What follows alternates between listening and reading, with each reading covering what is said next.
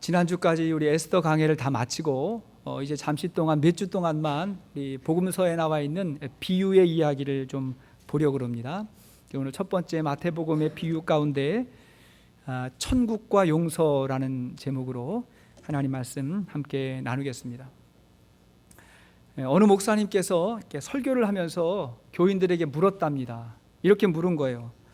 혹시 여러분 가운데 누구를 미워하거나 싫어하는 사람이 한 사람도 없으신 분 계십니까? 손 좀 들어보십시오. 미워하는 사람, 싫어하는 사람 손 좀 들어보세요. 당연히 손을 못 드시는 거예요. 그 교회도 손을 다 이렇게 못 들었어요. 다시 물었습니다. 정말 아무도 없습니까? 또 물었어요. 그랬더니 오래된 교인들은 무슨 얘기인지 알고 다 가만히 있는데 교회 나온 지 얼마 되지 않는 한 할아버지 한 분이 굉장히 당황하면서 목사님이 저렇게 이야기하면 대답해야 될 것 같아가지고 당황당황하면서 손을 딱 들었어요. 그 모습을 보신 목사님 더 당황하면서 정말 없으십니까? 이렇게 물었더니 그분이 하시는 말씀이 옛날에는 아주 많았는데 지금은 다 죽어서 없다고 그렇게 말하더래요. 저는 우리가 하나님을 잘 섬기고 신앙생활을 잘하면 다 행복할 수 있다고 믿습니다. 그런데 혹시 우리가 불행하다면 그것은 관계의 불화가 있는 것입니다. 관계의 불화는 두 가지예요. 하나는 자신이 용서받지 못해서 괴롭거나 다른 하나는 누군가를 용서하지 못해서 괴로운 것입니다. 사람이 용서받아야 되는데 용서받지 못하면 참 힘들고 그를 용서해 줘야 되는데 그게 참 안 될 때 마음이 어렵고 힘든 것입니다. 이렇게 용서는 행복의 문제이고 용서는 천국을 누리는 것입니다. 자, 용서는 천국을 누리는 삶입니다. 어느 날 베드로가 예수님에게 나와서 물었어요. 주여, 형제가 죄를 범하면 몇 번이나 용서해야 됩니까? 7번입니까? 물었습니다. 당시에 유대인 랍비들은 3번까지는 용서하라고 그렇게 가르쳤는데 베드로는 7번, 유대인들이 완전수로 생각하는 7번을 들고 나온 거예요. 자, 요 정도 하면 예수님이 나를 칭찬하겠지. 이런 마음으로 예수님에게 그렇게 물었던 것 같아요. 그때 예수님께서 말씀하셨습니다. 7번을 70번까지도 용서하라고 말씀하셨어요. 수학적으로는 몇 번이에요? 490번 정도 되는 건데 그거는 무제한적으로 용서하라, 그런 의미가 있는 것입니다. 여러분, 과연 그것이 가능하겠습니까? 종종 하나님은 우리에게 불가능한 것을 요구할 때가 있는 것 같아요. 내가 거룩하니 너희도 거룩해라. 항상 기뻐하고 쉬지 말고 기도하고 범사에 감사하라. 이렇게 참 힘들 것 같은 요구를 하나님이 가끔 하시는데 그 안에는 하나님의 특별한 뜻이 있는 것입니다. 하나는 그게 하나님의 마음이라는 거예요. 우리가 할 수 있든 없든 그게 중요한 게 아니라 내가 그랬으면 좋겠다, 하나님의 뜻이라는 거고, 또 하나는 뭐냐면 그 뜻에 순종하면 받는 복이 있는 것입니다. 순종한 사람만 받는 복이 있는 줄로 믿습니다. 자, 이 말씀 통해서 예수님은 무엇을 말씀하실까요? 왜 우리가 끊임없이 용서하며 살아야 될까요? 자, 첫째로 천국은 용서받은 자의 것이기 때문입니다. 천국은 용서받은 자가 천국의 주인이에요. 사실 베드로는 용서의 문제를 가지고 왔지만 예수님은 그 문제를 가지고 천국을 설명하십니다. 자, 23절을 보십시오. 23절 시작. 그러므로 천국은 그 종들과 결산하려 하던 어떤 임금과 같으니. 자, 천국이 임금과 같다. 그러니까 천국이 통치의 개념이라는 거예요. 천국은요, 우리가 죽어서 가기 이전에 하나님의 통치를 경험하는 것, 그것이 천국인 것입니다. 어느 날 임금이 자기의 종들을 불렀어요. 그런데 한 종이 임금에게 1만 달란트 빚을 졌습니다. 여러분, 한 달란트가 6천 데나리온이에요. 자, 한 달란트가 6천 데나리온이고 1데나리온이 노동자 하루의 임금입니다. 그러면 한 달란트는 6천 명의 임금이 되는 것이고 1만 달란트는 6천만 명의 하루 임금이 되는 것입니다. 그러니까 엄청난 금액이에요. 이 말은 그가 이 금액을 평생 수고해도 갚을 수 없는 금액이라는 거예요. 최근에 제가 읽은 책에서는 이 이야기를 이렇게 현대적으로 각색을 했더라고요. 어느 날 정말 잘 나가는 글로벌 기업의 창립자이고 회장이고 CEO인 그가 경영진 전체를 소집했습니다. 회사의 자체 감사 과정에서 임원 중 한 사람이 회사의 돈을 빼돌린 것입니다. 그가 부사장이었어요. 그동안 부사장이 몰래 치밀하게 회사 돈을 빼돌렸는데 그 돈이 쌓이고 쌓여서 천문학적인 액수가 된 겁니다. 여러분, 그 빌 게이츠나 워렌 버핏 같은 사람 1%만 돈 빼돌려도 천문학적인 금액이 되지 않습니까? 근데 그랬던 거예요. 그 사실이 알려지고 이제 확실한 증거와 많은 증인 앞에서 전혀 거짓말을 할 수 없는 그런 상황 가운데 부사장의 죄가 만천하에 드러나게 됐습니다. 여러분, 이때 그 사람이 느꼈을 두려움, 모멸감, 그 당황스러움은 상상을 초월했을 것입니다. 만약에 이 회장이 그 빚을 다 받겠다고 한다면 자신뿐만이 아니라 가족 전체가 피해를 봐야 되고 자자손손 대를 두고 그 죄값을 치러도 갚기 어려운 그러한 상황이었습니다. 그래서 오늘 본문에 임금이 할 수 있는 유일한 판결이 있었어요. 그게 뭐냐? 25절이에요. 25절 시작. 갚을 것이 없는지라 주인이 명하여 그 몸과 아내와 자식들과 모든 소유를 다 팔아 갚게 하라 하니, 자, 그의 몸과 아내와 자식들과 모든 소유를 다 팔게 하는 거였습니다. 누가 봐도 전혀 이상하지 않고 지극히 당연한 판결이었습니다. 여러분, 예수님 당시에 가장 유력한 계급이 바리새인이었고 그들이 강조하는 것이 율법주의였습니다. 율법은 무엇을 하는 것 혹은 무엇을 하지 않는 것으로 정해졌어요. 그래서 그 율법을 잘 지키면, 다시 말해서 하나님께 죄를 짓지 않고 선행을 힘쓰고 종교적 의무에 충실하면 그가 천국에 갈 수 있다고 하는 것이 율법주의였습니다. 그것을 잘하면 사람들에게 칭찬도 받고 못하면 비난과 정죄를 받았습니다. 그것이 예수님 당시의 유대교의 모습이었어요. 근데 우리 예수님께서 지속적으로 또 오늘 본문을 통해서 주시는 메시지가 무엇입니까? 우리의 죄와 허물은 우리가 극복할 수 있는, 우리가 넘어설 수 있는 그런 수준이 아니라는 거예요. LA는 강이 없으니까 제가 한강을 비유한다면 한강은 수영치면 건널 수 있어요. 종종 부산에서 제주도까지도 수영치면 갈 수 있습니다. 그러나 태평양은 건널 수 없어요. 혹시 수영 쳐가지고 여기 오신 분이 있으세요? 다 비행기 타고 오셨잖아요. 태평양은 수영 친다 그러면 안 되는 거예요. 다른 방법으로 와야 되는 것입니다. 이 부사장이 그동안 이 돈을 빼돌리면서 그 엄청난 돈을 가지고 지은 죄의 목록이 헤아릴 수가 없을 거예요. 그 많은 돈을 펑펑 쓰려니까 얼마나 많은 쾌락과 타락과 얼마나 많은 악함을 저질렀겠습니까? 또한 그 액수 또한 갚을 수 있는 게 아니었어요. 이때 그가 할 수 있는 유일한 게 뭐예요? 유일한 거 26절입니다. 26절 시작. 그 종이 엎드려 절하며 이르되 내게 참으소서 다 갚으리라 하거늘. 자, 엎드려 절하며 다 갚겠다고 이야기했습니다.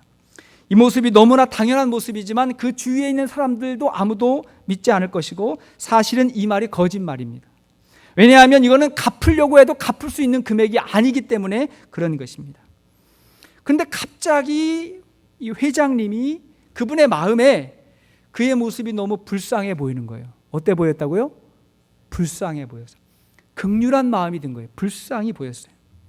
사람이니까 그럴 수 있지.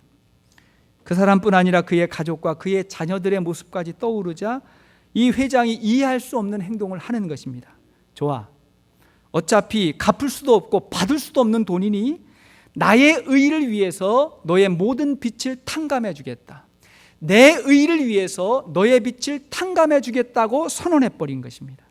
그리고 그가 앞으로 받아야 될 정신적인 고통도 제해 주고 그 다음에 일할 수 있도록 그렇게 기회를 주었습니다. 여러분, 이때 이 부사장의 마음이 어땠을까요? 그가 느꼈던 그 감사함과 그 기쁨과 어떤 그 느낌은 정말 말로 표현할 수 없었을 것입니다. 이것은 단순히 용서를 베푼 것이 아니라 무조건적 은혜를 베푼 거예요. 사랑하는 여러분, 우리의 구원이 그와 같은 것입니다. 우리의 구원은 무조건적인 은혜를 하나님 앞에 받은 것입니다. 여기서 우리가 기억해야 될 게 있어요. 회장이 빚을 탕감해 주었어도 회사의 손실이 사라지지 않습니다. 누군가가 그 회사의 손실을 책임져야 돼요. 갚아야 돼요. 대가를 지불해야 돼요. 근데 그 책임을 떠안을 수 있는 유일한 사람이 누구예요? 회장입니다. 회장이 내가 너를 용서하겠다라고 하는 말은 뭐냐면 그 손해를 내가 감수하겠다, 내가 갚겠다고 그렇게 선언한 것입니다. 여러분, 우리는 거룩하고 공의로우신 하나님 앞에 도저히 씻을 수 없는, 갚을 수 없는 죄를 짓고 살아가는 것입니다. 우리가 아무리 세상에서는 뭐 천사 같다 그래도 우리 마음 가운데 하나님의 기준으로 하루에 3번만 죄를 짓는다고 해도, 누구를 미워하고 증오하고 분노하며 죄를 지었다고 하루에 3번만 해도 1년이면 1000개고 70년 살면 70만 개고, 정말 하나님 앞에 그분의 기준으로 갚을 수 없는 죄를 짓고 살아가는 것입니다. 근데 그 죄를 용서할 수 있는 유일한 분이 하나님이시고, 그리고 그 죄에 대한 대가를 치를 수 있는 유일한 분도 하나님이신 것입니다. 우리 예수님께서 십자가 위에서 마지막으로 다 이루었다고 선언한 것은 내가 다 갚았다고 그렇게 선언한 것입니다. 할렐루야! 그분이 다 갚았다고 선언한 것입니다. 그래서 사랑하는 여러분, 용서는 하나님의 성품입니다. 천국은 율법을 완전하게 지킨 사람이 가는 게 아니라 하나님의 용서받은 사람이 가는 것이 천국인 것입니다. 그래서 구원은 하나님의 값없는 은혜로 받게 되는 것입니다. 그러나 여러분, 용서의 전제가 있어요. 그것이 바로 회개입니다. 오늘 본문 앞에 나오는 말은 뭐냐면 그냥 나온 게 아니고 15절과 17절 말씀, 15절에서 17절 말씀 이후에 이 말이 나온 거예요. 자, 15절에서 17절까지 한번 읽겠습니다. 15절에서 17절 시작. 내 형제가 죄를 범하거든 가서 너와 그 사람과만 상대하여 권고하라. 만일 들으면 내가 내 형제를 얻은 것이요, 만일 듣지 않거든 한두 사람을 데리고 가서 두세 증인의 입으로 말미암아 확증하게 하라. 만일 그들의 말도 듣지 않거든 교회의 말하고, 교회의 말도 듣지 않거든 이방인과 세리와 같이 여기라. 이게 뭐예요? 죄를 지었으면 회개해야 된다, 인정해야 된다는 거예요. 여러분, 죄를 지은 사람은 반드시 회개해야 되고, 회개한 사람은 용서해 주는 것입니다. 그게 하나님의 원리예요. 1만 달란트 빚진 자는 비록 갚을 수 없는 죄를 지었지만 엎드려 절하며 회개했어요. 우리가 예수님을 믿는다고 하는 것은 나의 씻을 수 없는 죄의 문제를 인정하고 시인하고, 이걸 내가 해결할 수 없다는 것을 알고 하나님께 엎드려 기도하는 것입니다. 인정하지 않으면, 그걸 인정하지 않으면 회개하지 않는 것이고, 회개하지 않는 사람에게는 구원이 없는 것입니다. 구원은 회개한 사람에게 주시는 하나님의 값없는 은혜요 축복인 것입니다. 그러면 우리의 모든 허물과 죄가 예수의 보혈로 씻음을 받고 용서받은 하나님의 자녀가 되는 것입니다. 자, 시편 32편 1절을 보십시오. 시편 32편 1절 시작. 허물의 사함을 받고 자신의 죄가 가려진 자는 복이 있도다. 죄 사함 받은 자가 복이 있도다. 그것이 구원인 것입니다. 자, 두 번째, 자, 그렇게 용서받은 사람에게 주신 하나님의 말씀이 있어요. 자, 두 번째, 그것은 우리를 통해서 천국이 확산된다는 거예요.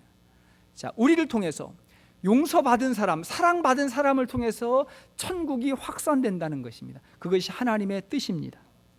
오늘 본문의 말씀은 그 사람이 용서를 받았다는 거에 그치지 않습니다. 그 사람이 큰 용서를 받고 집으로 돌아가는 길에 자기에게 100데나리온 빌려간 친구를 만났어요.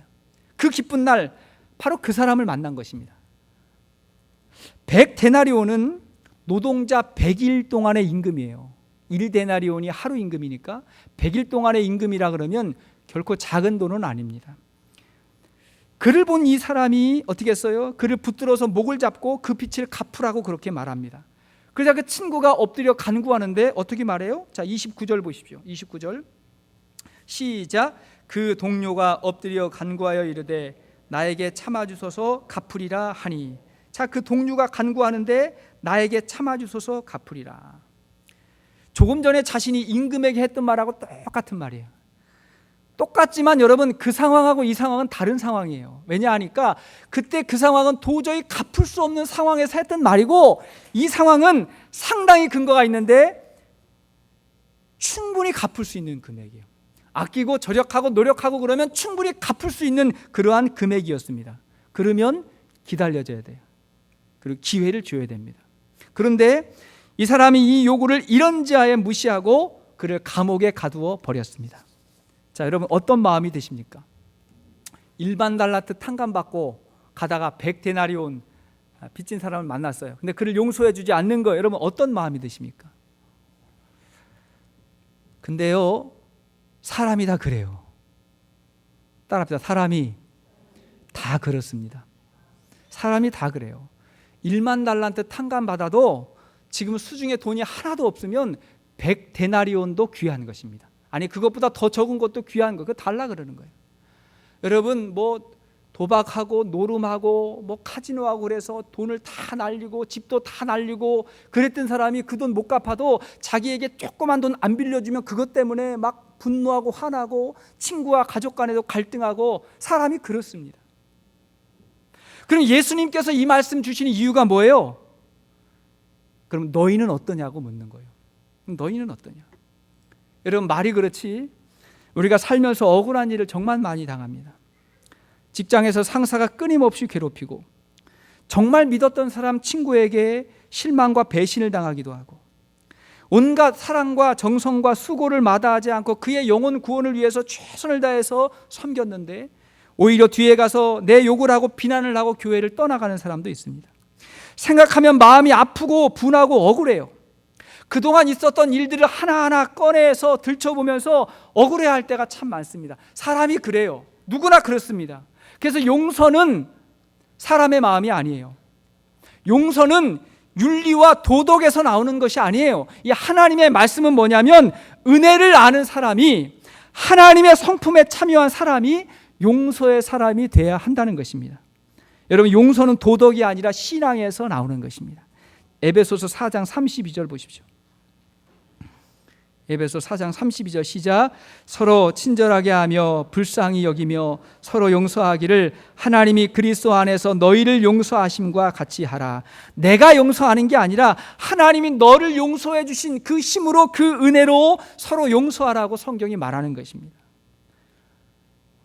결혼 초기부터 남편하고 전쟁을 치르고 그때마다 사과를 요구하던 한 아내의 간증이었습니다. 남편이 사과를 하는데 사과에도 계속해서 똑같은 실수를 반복하니까 나중에는 사과를 해도 그게 와닿지 않고 받아들일 수가 없는 거예요. 그래가지고 이 아내가 이렇게 이야기했대요. 당신이 변화되어가지고 완전히 변화되면 내가 당신을 믿고 받아들이겠다. 완전히 변화되라고 그렇게 이야기했습니다.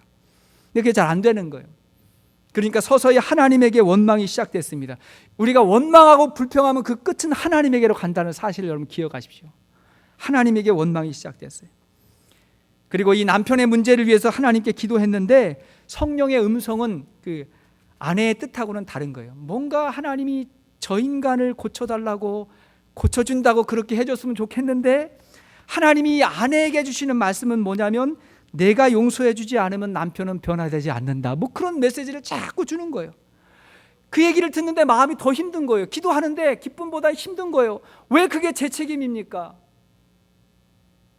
왜 내가 변화되라고 하나님 말씀하십니까? 왜 나만 상처를 받아야 됩니까? 하고 그렇게 하나님에게 따졌어요. 그리고 기도했어요. 근데 그때마다 번번이 하나님이 주시는 말씀은 뭐냐면 내가 용서해라. 내가 용서해라. 더 깊은 차원에서 하나님 주시는 말씀은 뭐냐면 내가 할 일은 나의 사랑과 자비를 남편에게까지 확대하는 것이다. 그런 말씀을 주신 거예요. 네가 할 수 있는 일은 내 사랑이 그에게까지 전해지는 것이다. 여러분 용서란 그런 것 같아요. 우리는 우리의 용서를 통해서 하나님의 나라를 확산시키는 것입니다. 우리는 못해요. 주님이 우리를 통해서 하시는 것입니다.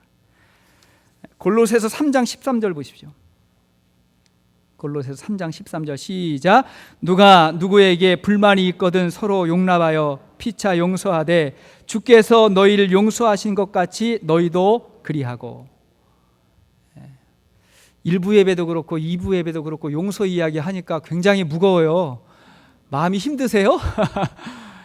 누구를 용서해야 됩니까? 하고 생각하니까 저도 떠오르는 사람이 없지 않아 있어요. 힘들어요.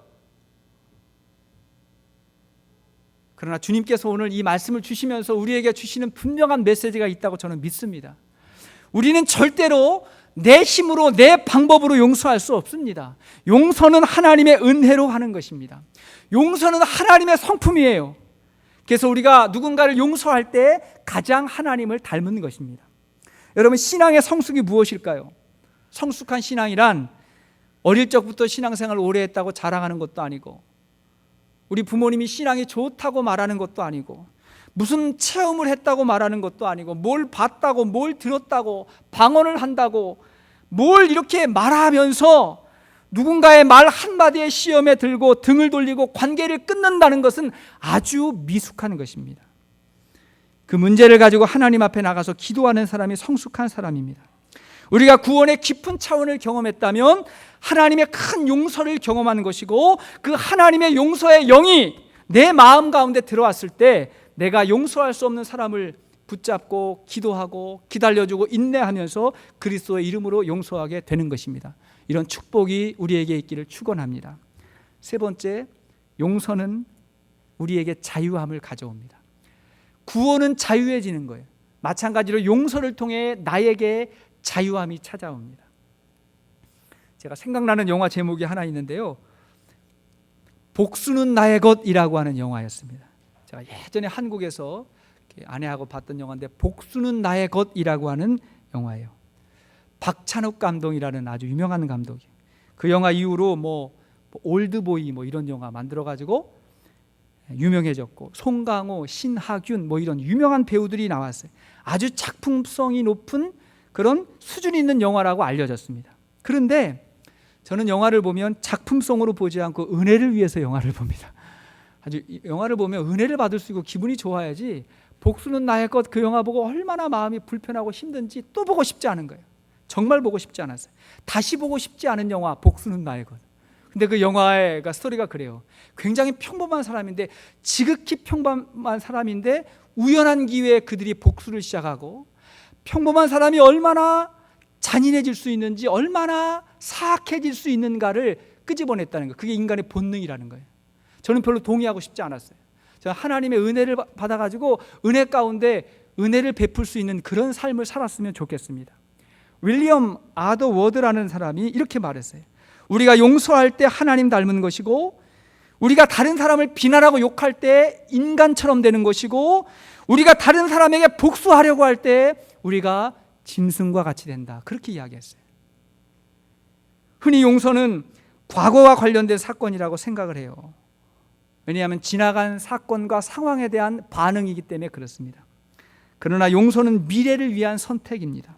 만약에 우리가 용서하지 않으면 우리의 과거의 억울함과 상처와 아픔에 머물러 있을 것입니다. 상처된 사람을 끊임없이 미워하고 분노하며 그 상처에 머물러 있게 될 것입니다. 그래서 용서는 새로운 미래를 위한 아주 성숙하고 지혜로운 결단인 것입니다. 그를 위해서 용서하는 게 아니에요. 바로 나를 위해서 용서하는 것입니다. 성경에 이런 모습으로 살았던 사람이 많죠. 첫째가 요셉 아닙니까? 요셉.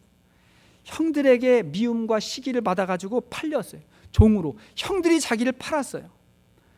보통 이 아픔과 상처는 가까운 사람들에게 받는 것입니다. 그런데 요셉은 하나님의 성품을 간직한 자였어요. 그들을 용서했습니다.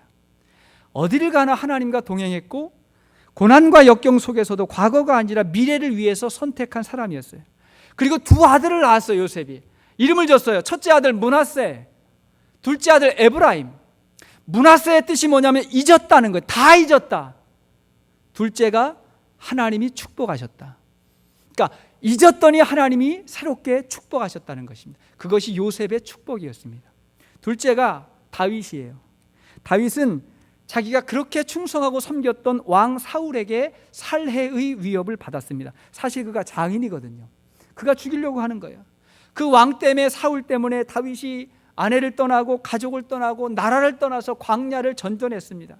근데 이 다윗에게 배울 수 있는 건 뭐냐면, 다윗이 그 사울에게 복수할 수 있는 기회가 있었음에도 불구하고 하지 않았어요. 왜 안 했냐면, 내가 그에게 복수하면 내가 하나님이 되는 죄라는 것을 다윗이 알았던 거예요. 하나님이 하실 일을 내가 할 수 없다고 생각하고 언제나 복수하지 아니하고 참았습니다. 여러분, 우리가 자꾸 누군가를 비난하고 판단하고 복수한다고 한다면 내가 하나님이 되려고 하는 죄인 것입니다. 내가 판단하는 거예요. 내가 정죄하는 거예요. 하나님께서 하시리라고 믿습니다. 그것이 다윗을 통해서 배우게 되는 것입니다. 만일 요셉과 다윗이 복수의 사람이었다면 오늘날 우리가 알고 있는 요셉과 다윗과는 달랐을 것입니다. 천국이 용서받은 자의 것이라면 용서하지 못하는 사람의 마음이 지옥입니다. 지옥이 뭐예요? 용서받지 못해서, 다른 사람을 용서하지 못해서 분노하는 마음이 그것이 지옥인 것입니다. 오늘 본문에 이 사람이 자기의 동료를 용서하지 못해서 어떻게 됩니까? 자, 33절 4절 보십시오. 33절 4절. 자, 시작. 내가 너를 불쌍히 여김과 같이 너도 내 동료를 불쌍히 여김이 마땅하지 아니하고 주인이 노하여 그 빚을 다 갚도록 그를 옥졸들에게 넘기니라. 자, 그를 누구에게 넘겼다고요? 옥졸들에게 넘겼다. 그 옥졸이 누구예요? 지옥의 사자들입니다. 그러니까 용서가 거부되고 이 사람이 지옥으로 가게 된 것입니다. 자, 오늘 말씀의 교훈이 뭐예요? 말씀의 교훈은 용서의 사람이 구원의 증거라는 것입니다.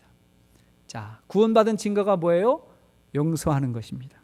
천국은 용서받은 자의 것이고 용서받은 자로 인해서 천국이 확산되는 것입니다. 더욱이 우리가 용서하지 않고도 하나님의 용서를 받았다고, 하나님의 용서를 받을 수 있다고 생각하면 안 된다는 거예요. 용서에 대한 교훈을 주시는 것입니다. 35절 보십시오. 자, 시작. 너희가 각각 마음으로부터 형제를 용서하지 아니하면 나의 하늘 아버지께서 너희에게 이와 같이 하시리라. 자, 마음으로부터 용서하지 아니하면 이와 같이 하시리라. 우리 주기도문에 뭐라 그랬어요?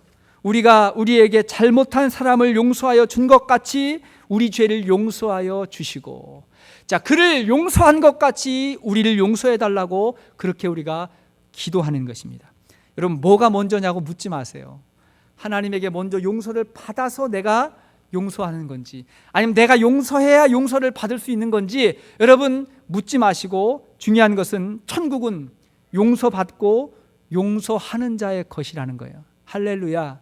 이 은혜가 우리에게 있기를 바랍니다. 자, 그러면 어떻게 용서할까? 세 가지만 간단히 이야기합니다.